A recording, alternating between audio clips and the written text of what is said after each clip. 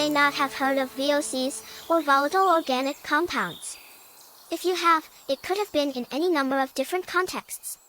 They comprise a class of pollutants that pose potential health concerns. My little Suzie is a future scientist. She is going to tell us all about VOCs.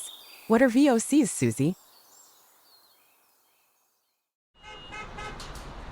What VOCs are, specifically, can be a little hard to define.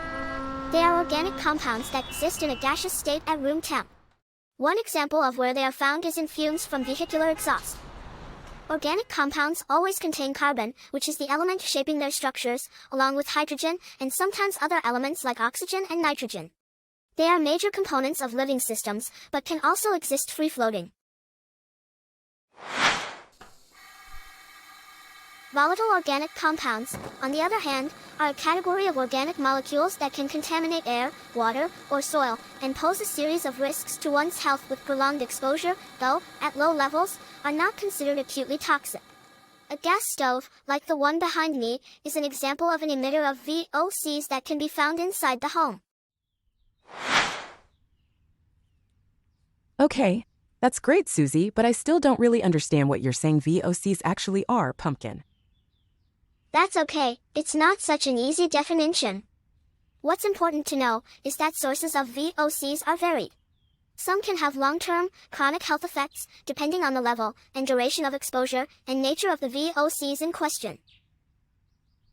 Well, that certainly sounds like it could be bad news, Suzie. Yes, but the good news is there is no reason to panic.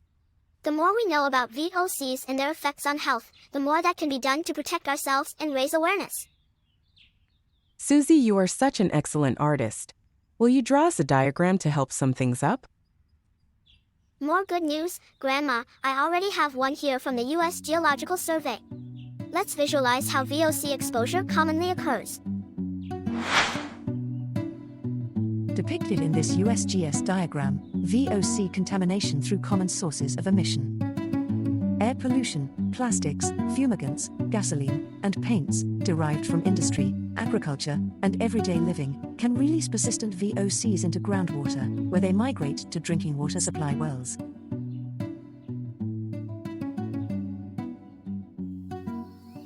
Not to worry though, Grandma. There are clear ways to reduce our exposure to VOCs for a healthier future. Let's discuss reducing VOC exposure in the next video. Will you join me? You got it, Suzie. Lead the way.